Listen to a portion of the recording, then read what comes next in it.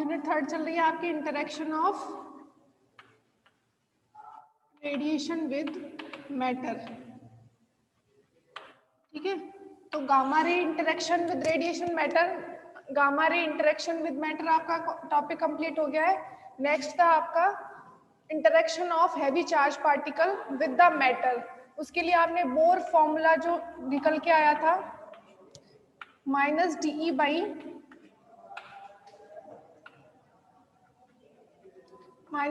by dx is equal to z square e to the power 4 n by 4 pi epsilon naught square mb square log e 2 mb square by hf। ठीक है, ये formula कल drive कर दिया था। Interaction of heavy charge particle, interaction of heavy charge particle with matter. Okay, तो interaction of heavy charge particle with matter, तो आपने उसमें क्या कैलकुलेट किया था कि जब हैवी चार्ज पार्टिकल मैटर के साथ इंटरेक्ट करता है तो उसकी एनर्जी में लॉस होता है, क्योंकि वो अपनी एनर्जी मैटर के इलेक्ट्रॉन्स को ट्रांसफर करता है। तो आपने जो हैवी चार्ज पार्टिकल की एनर्जी में लॉस है उसको कैलकुलेट किया था। -dE by dx, minus represent करता है loss in the energy of heavy charge particle. -dE by dx वो किसके इक्वल आया था, z square e to the power 4 n by 4 pi epsilon naught square mb square log e 2 mb square by hf। तो ये -dE by dx किसके proportional है, z square n divide by mb square. ठीक है, बाकी ये 4 pi epsilon naught square ये क्या है, कांस्टेंट है। तो ये जो एनर्जी लॉस है वो किसके प्रोपोर्शनल है, energy loss of heavy charge particle, energy loss of heavy charge particle वो आपका प्रोपोर्शनल है z square and inversely proportional है mb स्क्वायर का। ठीक है, तो अब काइनेटिक एनर्जी क्या होती है, E is equal to half mb square, E is equal to क्या होता है, हाफ mb स्क्वायर। यहाँ से mb स्क्वायर कितना हो जाएगा आपका, सॉरी ये तो v स्क्वायर के प्रोपोर्शनल हो गया, यहाँ से v स्क्वायर कितना आएगा 2e बाई m। तो आप लिख सकते हैं -dE by dx is inversely proportional to z square 2e by m। ठीक है, v स्क्वायर की जगह पर मैंने पुट किया है 2e by m। तो ये आपका energy loss of heavy charge particle जो है आपकी काइनेटिक एनर्जी के इनवर्सली प्रोपोर्शनल है। अब आपको कैलकुलेट करना है range of the alpha particle, range of the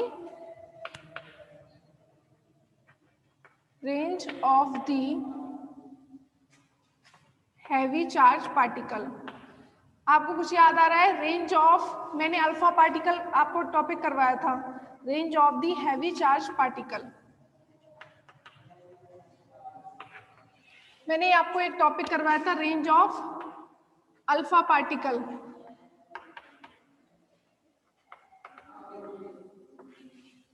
ठीक है, तो सेम जो आपने रेंज ऑफ अल्फा पार्टिकल का लिखा था वही है यहाँ पर range of the heavy charge particle.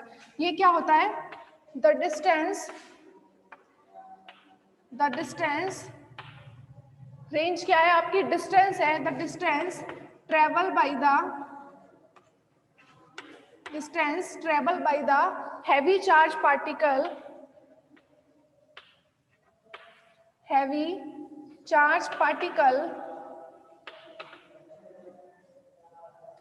in the matter,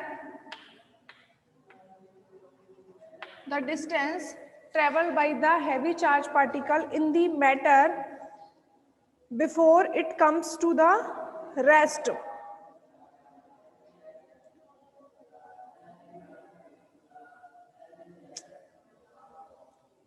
The distance traveled by the charged particle in a medium before it comes to the rest.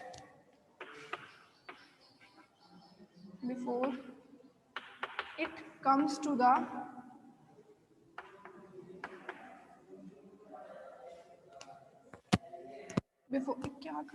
before it comes to the rest by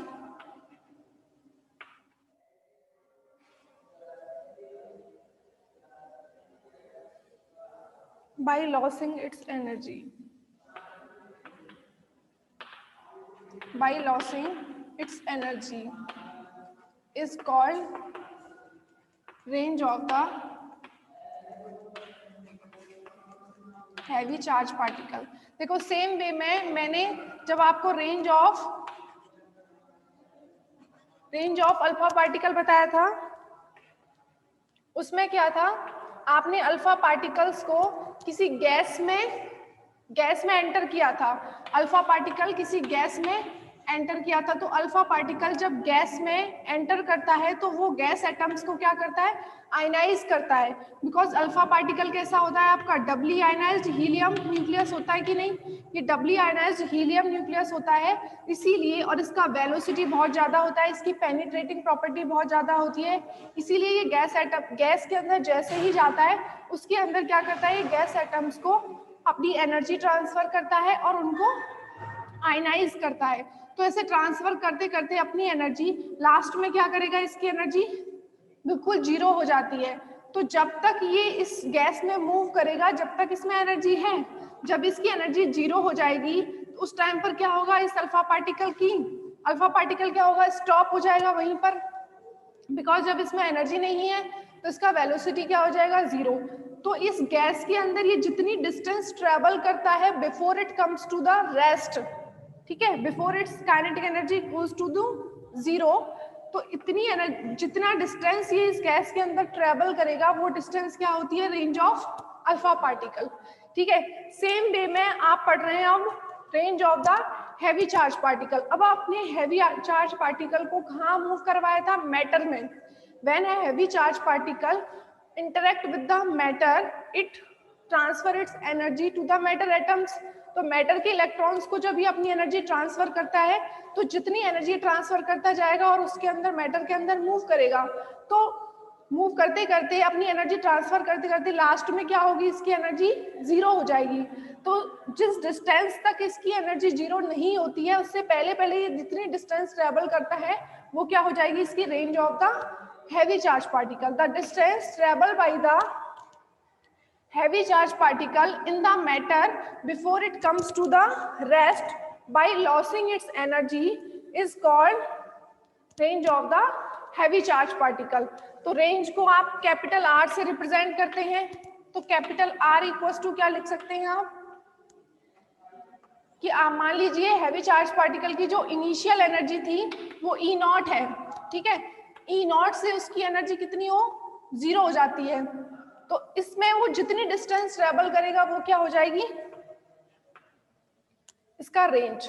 तो range को आप ऐसे लिख सकते हैं, मान लीजिए heavy charge particle की इनिशियल एनर्जी ई नॉट है, जब वो मैटर के अंदर जस्ट एंटर करता है हैवी चार्ज पार्टिकल, उस टाइम पर इनिशियल एनर्जी जो है हैवी चार्ज पार्टिकल की वो ई नॉट है, ठीक है, वो उस टाइम उसकी मैक्सिमम एनर्जी है. अब मैटर के अंदर जैसे जैसे जाएगा, इंटरेक्ट करेगा, इलेक्ट्रॉन से एनर्जी ट्रांसफर करेगा, मोमेंटम ट्रांसफर करेगा, तो उसकी एनर्जी जब तक जीरो नहीं हो जाती उस टाइम तक ये जितनी डिस्टेंस ट्रेवल करेगा वो क्या हो जाएगी, उसकी रेंज. तो आप रेंज को इस तरीके से लिख सकते हैं. And this effect is called struggling effect भी बोलते हैं इसको. क्या, स्ट्रैगलिंग इफेक्ट, ठीक है. And this effect is called struggling effect.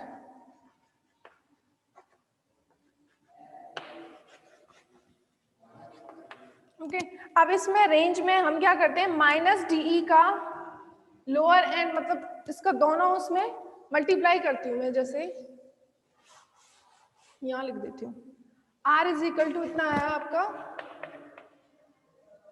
E not to 0 dx, ठीक है। अब आप इसको ऐसे लिख सकते हैं क्या, E naught to 0 minus dx by D and minus D.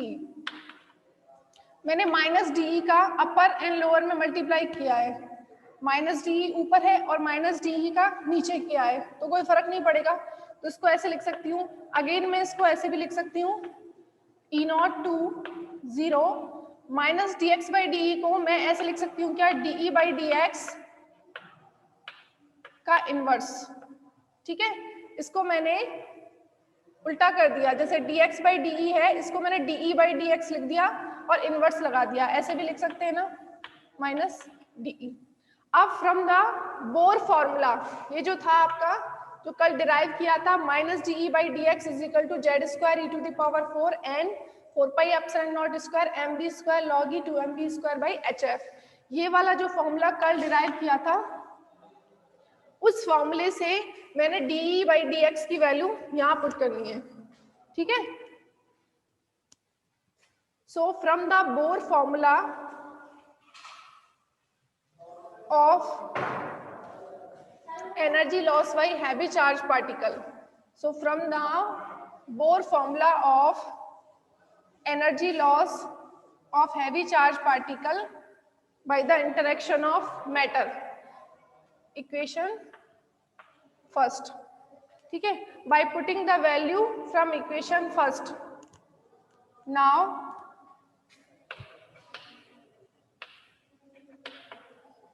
by putting the value of minus de by dx from equation first to equation second, ठीक है। अब ये वैल्यू पुट कर सकते हैं आप फ्रॉम इक्वेशन फर्स्ट से, ठीक है। अब इस इक्वेशन फर्स्ट में अभी मैंने आपको ये भी बताया था कि minus D by D x किसके प्रोपोर्शनल है। यहाँ से पूरी वैल्यू पुट करने की बजाय मैं यहाँ से ये भी लिख सकती हूँ, minus D by D x किसके प्रोपोर्शनल आया था, z square by m B square था, और एम बी स्क्वायर को क्या लिखा था, half m B square is equal to e, तो वहां से इसका वैल्यू कितना आया था, 2e बाई एम, ठीक है। तो मैं इसको ऐसे लिख सकती हूँ, जब क्योंकि ये क्या है, प्रोपोर्शनलिटी है, तो यहाँ पर भी मैं ऐसे प्रोपोर्शनलिटी से लिख सकती हूँ, आर प्रोपोर्शनल टू, देखो यहाँ माइनस डी ई है इसलिए मैं लिमिट्स को चेंज कर सकती हूँ 0 टू ई नॉट। ये जो माइनस है इसकी वजह से मैंने इसको ई नॉट टू 0 है उसको मैंने किया है 0 टू ई नॉट, और क्या आ जाएगा यहाँ पर minus D E by D X का इनवर्स। तो minus D E by D x किसके प्रोपोर्शनल है, Z square M by 2e and D, और इसका भी इनवर्स आ जाएगा, ठीक है। और इसको क्या लिख सकते हैं, अब ये इनवर्स, क्योंकि देखो यहाँ पर डी बाई डी एक्स का इनवर्स था इसलिए D by D X Z square M by 2 ही है, तो Z square by M by 2 का इनवर्स लिखा है। अब इनवर्स को हटाने के लिए मैं क्या कर सकती हूँ, R is proportional to 0 to E naught, inverse है तो इसको 2e by Z square M लिख सकते हैं ना, 2e by Z square M D, ठीक है, 2e by Z square M D.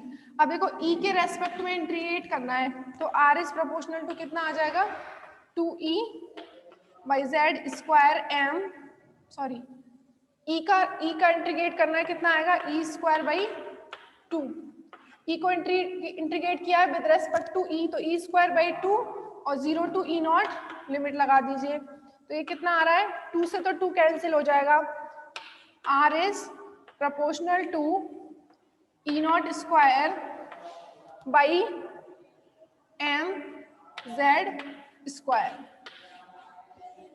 ये आ गया आपका range of the alpha, sorry range of the heavy charge particle with the matter. वो किसके इनवर्स, किसके प्रोपोर्शनल है, initial kinetic energy of charge particle. तो इसका मतलब क्या हो गया कि जो आपका हैवी चार्ज पार्टिकल है, मान लीजिए जो प्लस जेड लिया था, हैवी चार्ज पार्टिकल जब आपका मैटर के अंदर जाता है, मैटर इलेक्ट्रॉन से जब वो इंटरेक्ट करता है, तो वो ये मान लीजिए इसकी इनिशियल काइनेटिक एनर्जी है ई नॉट, तो उसका जो रेंज है, मतलब जितना डिस्टेंस जो है जो उसके अंदर ट्रेवल करेगा मैटर के अंदर, वो जो डिस्टेंस है या रेंज है वो किस पर डिपेंड करेगा? इनिशियल काइनेटिक एनर्जी पर। ऑब्वियस है, बिकॉज जब इसकी इनिशियल काइनेटिक एनर्जी ज्यादा होगी तो ये क्या होगा, ज्यादा एनर्जी ट्रांसफर कर सकता है, ज्यादा डिस्टेंस तक ट्रेवल कर सकता है। अब यदि इसकी इनिशियल काइनेटिक एनर्जी कम होगी तो ये थोड़ी ही डिस्टेंस पर जाकर अंदर स्टॉप हो जाएगा। तो सिंपल है, range of the heavy charge particle is directly proportional to the initial kinetic energy of heavy charge particle. ठीक है, इनिशियल काइनेटिक एनर्जी जो है उसके स्क्वायर के प्रोपोर्शनल होता है। And atomic number of nuclei के क्या है, इनवर्सली प्रोपोर्शनल है। मतलब कि एटॉमिक नंबर आपका ज्यादा होगा यदि मैटर के अंदर जो आपके एटॉमिक नंबर है, जो इलेक्ट्रॉन्स का या फिर न्यूक्लियाइज का, यदि वो एटॉमिक नंबर ज्यादा होता है, हैवी उसका मैटर है, तो रेंज क्या होगा, उसका डिक्रीज होगा। Range is directly inversely proportional to the square of atomic number and mass. ठीक है, अब मैंने gamma ray interaction of radiation, ये gamma ray interaction with matter आपका टॉपिक कंप्लीट हो गया है। अब है आपका बात नेक्स्ट टॉपिक है energy loss by fast electron through matter. Energy loss by fast electron through the matter.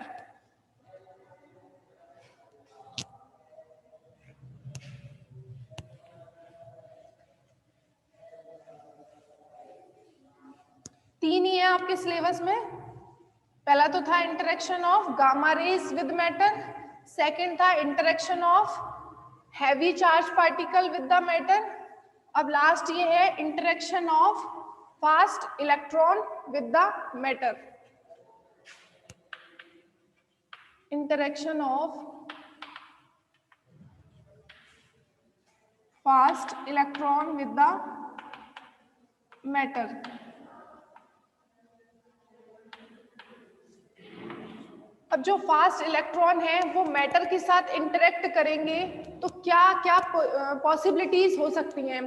तो आपका जब फास्ट इलेक्ट्रॉन इंटरेक्ट करता है विद मैटर से, there are several process by which the fast electron losses its kinetic energy while passing through the matter. There are several process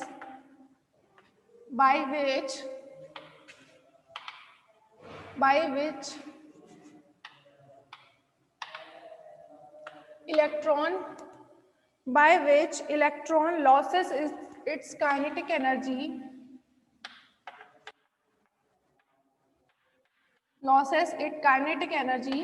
by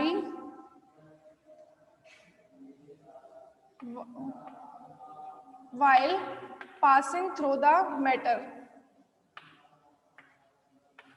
While passing through the matter. अब वो several processes क्या हैं? There are several processes by which electron loses its kinetic energy while passing through the matter. अब several process में एक तो है आपका first ionization,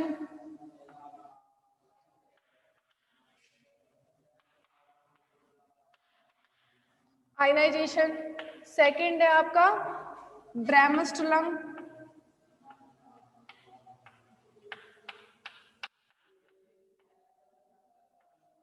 ब्रैमस्टलंग रेडिएशन, थर्ड है सैरेकोव रेडिएशन।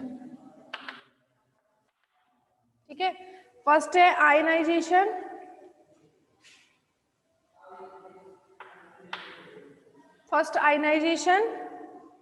सेकेंड है आपका ब्रैमस्टलंग रेडिएशन एंड थर्ड है सैरेकोव रेडिएशन।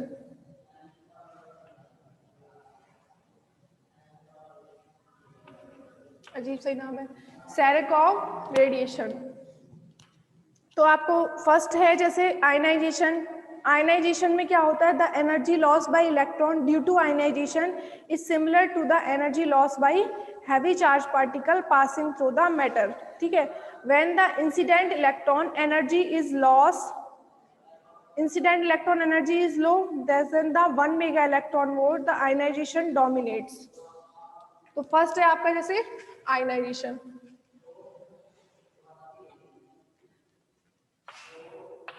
द आयनाइजेशन प्रोसेस जो है, आयनाइजेशन प्रोसेस से जो इलेक्ट्रॉन का एनर्जी लॉस होगा वो उसके सेम वे में होता है जैसे आपको अभी पढ़ाया था interaction of heavy charge particle. ठीक है, तो जब हैवी चार्ज पार्टिकल का जैसे ही इंटरेक्ट करता है विद द मैटर तो उसकी जो एनर्जी लॉस होती है, बोर फॉर्मूला।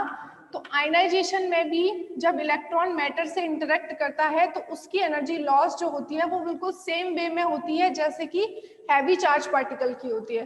फर्स्ट पॉइंट तो यही हो गया। ठीक है, when the incident electron, ionisation कब पॉसिबल है, when the incident electron, when the incident electron energy is less than the 1 mega electron volt. ठीक है, जब इंसिडेंट इलेक्ट्रॉन की एनर्जी जो है 1 मेगा इलेक्ट्रॉन वोल्ट से कम होती है तो उस केस में उस केस में वो इलेक्ट्रॉन जब मैटर्स के साथ इंटरेक्ट करता है तो जब उसकी एनर्जी लॉस होगी वो किस उसमें होगी, आयनाइजेशन में। When the incident electron energy is less than the 1 mega electron volt the ionisation process dominant. उसी केस में आयनाइजेशन प्रोसेस क्या होगा, डोमिनेंट होगा। Then ionisation process dominates and the energy loss by electron in the matter, energy loss by the electron in the matter is same as energy loss by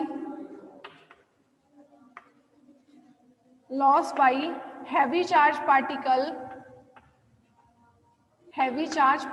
in the matter।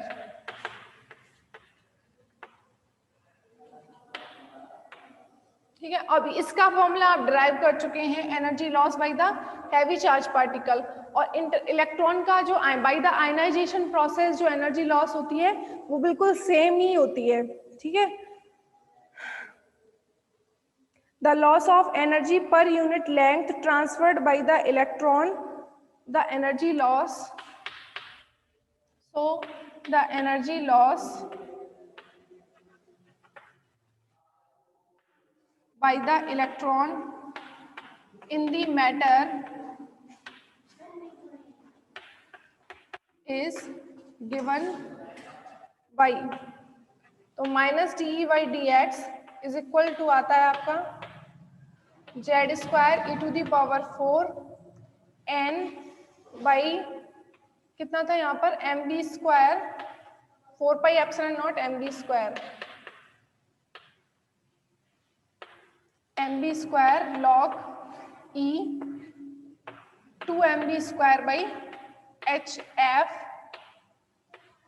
यहाँ पर एक extra term और आती है वो है 1.2329। ठीक है, अब रिजॉइन करो इसको अभी और बताऊंगी।